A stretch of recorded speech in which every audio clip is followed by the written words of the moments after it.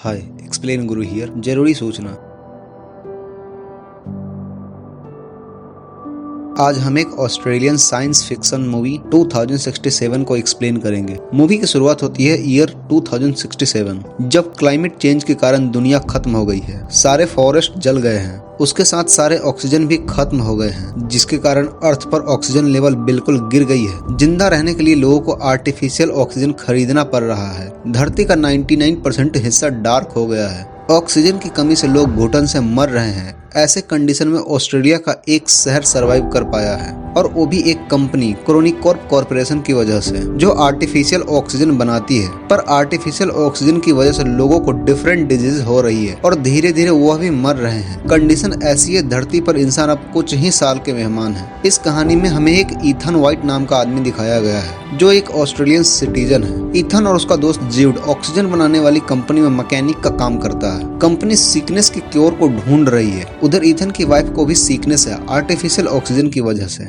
Ethan बहुत मेहनत करता है ताकि वो फैमिली के लिए बेटर ऑक्सीजन खरीद पाए। एक दिन जब ईथन और जीवड काम कर रहे थे, तब एक महिला रेजिना जैक्सन उन दोनों को बुलाती है। वह उन दोनों को बताती है वह पार्टिकल रिसर्चर है, और सही वक्त पर इस कंडीशन को काबू नहीं किया गया तो इंसान कुछ ही सालों में धरती से खत्म हो जाएगी। तब वह रिवील करती है ईथन इकलौता इंसान है जो उन्हें इस हालात से बचा सकता है और ह्यूमैनिटी की हेल्प कर सकता है। ईथन कंफ्यूज होता है और उसकी बातों पर विश्वास नहीं करता। तब रेजिना उसे लैब विजिट करने को कहती है। लैब में फ्यूचरिस्टिक मशीन पड़ी हुई है। ईथन वहाँ एक साइंटिस्ट बिली मिचेल से मिलता है। वह ईथन के हाथ पर बंधे गैजेट को देखता है। तब वो बताते हैं ईथन के पापा डॉक्टर रिचर्ड व्हाइट ने 20 साल पहले इस प्रोजेक्ट को स्टार्ट किया था, और वह एक टाइम मशीन है जिसका नाम क्रॉनिकल है। टाइम मशीन के पहले एक्सपेरिमेंट में उन्होंने रेडियो वेव को सेंड किया था, और उन्हें वहां से 400 साल बाद की यानी 2474 की एक सिग्नल रिसीव हुई है, जब अर्थ फिर से हरी भरी हो गई है।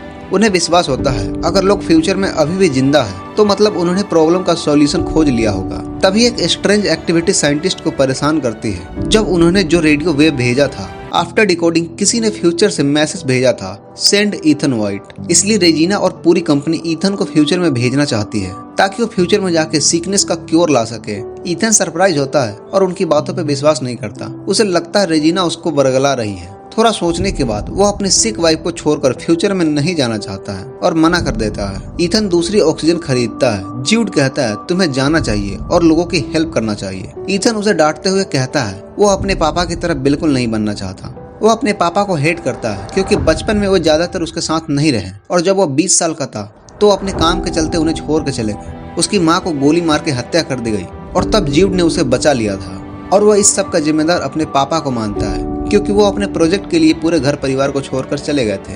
जीवड उसे समझाते हुए कहता है यही एक तरीका है जिससे तुम अपनी सिक वाइफ का इलाज ढूंढ सकते हो। ईथन के 8वें बर्थडे पर उसके पापा उसके लिए एक गिफ्ट लाते हैं। ईथन जब बॉक्स में हाथ डालता है तब उसकी कलाई पे एक गैजेट चिपक जाती है। वो इतनी जोर से चिपकती है कि उसके हाथों से खून बहने लगता है। वो डिवाइस ईथन की कलाई पे परमानेंट फिट हो जाता है, पर आज तक उसे पता नहीं चल पाया कि वो किस काम का है। शाम को वो अपनी वाइफ को दिन में जो भी हुआ उसके बारे में बताता है। उसकी वाइफ उसे वहां जाने के लिए कहती है। सुबह में ईथन अपनी वाइफ के लिए एक नोट लिखकर चला जाता है। ईथन रेजिना के ऑफिस में जाता है। वह कहता है अगर वह सीकनेस का कोई भी क्योर ढूंढता है तो वह सबसे पहले अपने वाइफ को देगा। रेजिना उसके कंडीशन को एक्सेप्ट कर लेती है और उसे लैब में ले जाती है। डॉक्टर मिचेल उसके लिए एक सूट बनाया है। जब वो एक्सप्लेन करने लगते हैं तब ईथन को समझ आता है उनके पास कोई भी फ्यूचर प्लान नहीं है।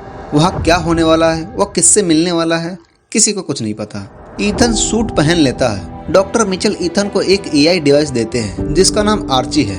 आर्ची उसके हेल्थ और उसको नेविगेट करने में हेल्प करेगी। वह ईथन को टाइम मशीन में भेज देते हैं। ईथन काफी हाई स्पीड में फॉल होता है और एक घने जंगल में जाके गिरता है। इन्वायरमेंट फ्रिक्शन के कारण उसकी सूट में आग लग जाती है। वह जल्दी से अपना हेलमेट निकालकर फेंक देता है। वो अपने आसपास हरी भरी जंगल और फ्रेश ऑक्सीजन को देखता है। उसके आर्टिफिशियल डिवाइस उसको नेविगेट करती है और वह एक बंकर के पास जा पहुंचता है, पर उसी गेट पर एक इंसानी कंकाल पड़ा हुआ देखता है। ऐसा लग रहा है उसके सर में गोली मारी गई हो। ईथन उसके पॉकेट पे लिखे हुए नाम को पढ़ता है। वह देख के शॉक हो जाता है क्योंकि उसके पॉकेट पे उसका ही नाम लिखा हुआ था। हाँ, वह ईथन का ही कंकाल है। वह वहाँ पर आर्ची को ढूंढता है और उसकी लास्ट रिकॉर्डिंग को सुनता है। रिकॉर्डिंग में एक आदमी कहता है यही एक इकलौता रास्ता है, और वह ईथन को शूट कर देता है। तभी डिवाइस की बैटरी खत्म हो जाती है और वह घबरा जाता है। ईथन स्केलेटन के कलाई पर बंधे हुए डिवाइस को देखता है। वो डिवाइस सेम ईथन के कलाई पर बंधे हुए डिवाइस से मैच करती है। फर्क बस इतना है स्केलेटन के डिवाइस में ग्रीन लाइट और ईथन के डिवाइस में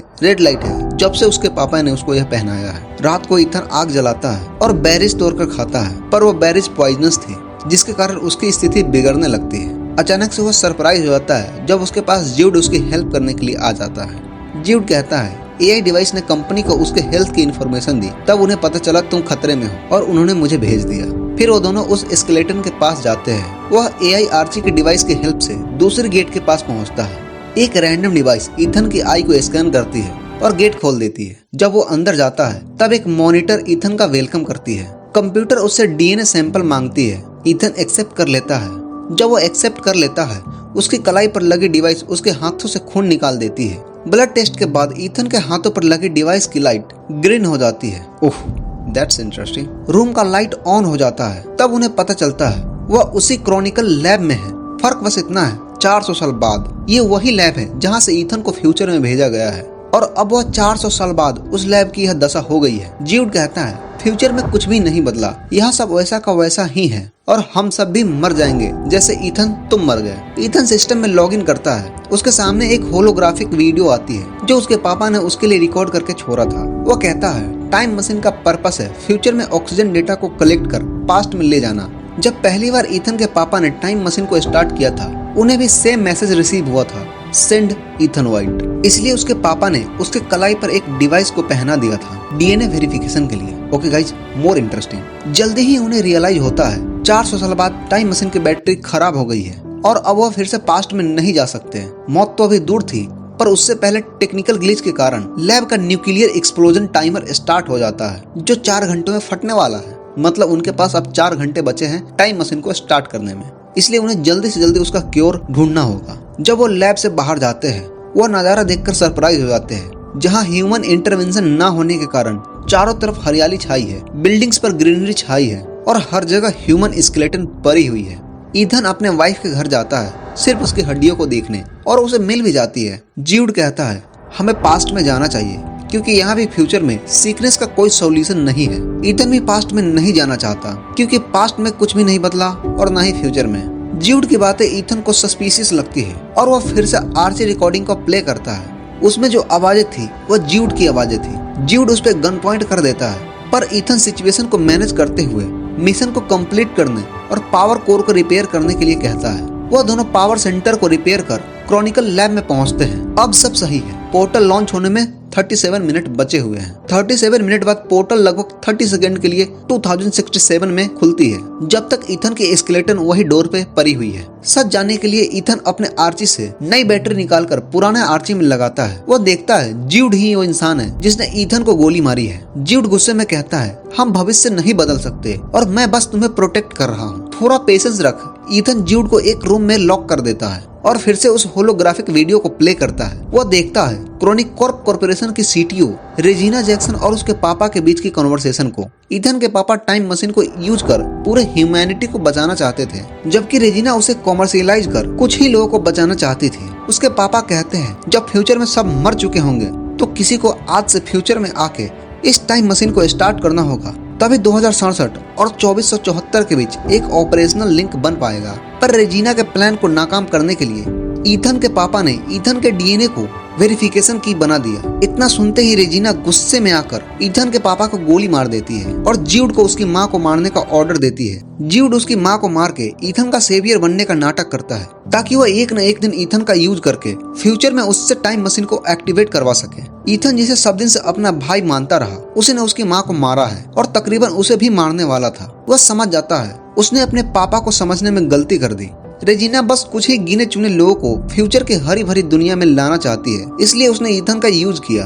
उन सबको रोकने के लिए ईथन टाइम मशीन को शट डाउन करने लगता है। ज्यूड वहां आ जाता है और कहता है रेजिना ने उसे इंश्योर करने के लिए भेजा है ताकि ईथन की हेल्प से टाइम मशीन से फ्यूचर में आके इसके पावर फेलियर को ठीक किया जा सके। और अब टाइम मशीन एक्टिवेट हो गया है, इसलिए ईथन की कोई जरूरत नहीं और वह ईथन को मार देगा क्योंकि ज्यूड ने ईथन को काफी समय से पाला है, जिसके कारण उससे उसका बॉन्ड भाई की तरफ बन गया है। और वह ईथन को गोली न मार के खुद को शूट कर लेता है। ईथन अपने पापा के ह्यूमन हेल्प के सपने को पूरा करता है। जो लोग 2067 में मर रहे हैं वो मैसेज टाइप कर कहता है सेंड ईथन वाइट, मतलब फ्यूचर से जो मैसेज आया था सेंड ईथन वाइट वो खुद ईथन ने ही भेजा था। उधर 2067 में रेजिना कुछ गिने चुने लोगों को फ्यूचर में ले जाने के लिए टाइम मशीन एक्टिवेशन का वेट कर रही है, पर टाइम मशीन से धरती से डिस्टिंक्ट हो गया हजारों पेड़ पौधे और फूल टाइम मशीन से बाहर आता है। उसके साथ एक वीडियो भी बाहर आती है जिसमें उसके पापा के मर्डर की रिकॉर्डिंग थी। जल्दी से ईथन टाइम मशीन को डिस्ट्रॉय कर देता है। उधर सीटी और रेजिना को अरेस्ट कर लिया जाता है। जो प्लांट्स 2474 से भेजे गए हैं उसे फिर से लगाया जाता है। साथ में ईथन अपने वाइफ को फूल भी भेजता है। उसके पास अब कोई रास्ता नहीं बचा था। ईथन अपने भाई ज्यूड को ट्रिब्यूट देता है। ईथन फिर से उस गेट के पास जाता है। अब उसकी स्केलेटन वहाँ नहीं है। वह फ्यूचर की एडवांस इको फ्रेंडली सिटी को देखता है और अपने फैसले पे बहुत खुश होता है। ईथन का एक फैसला ह्यूमन लाइफ को चेंज करके रख देता है।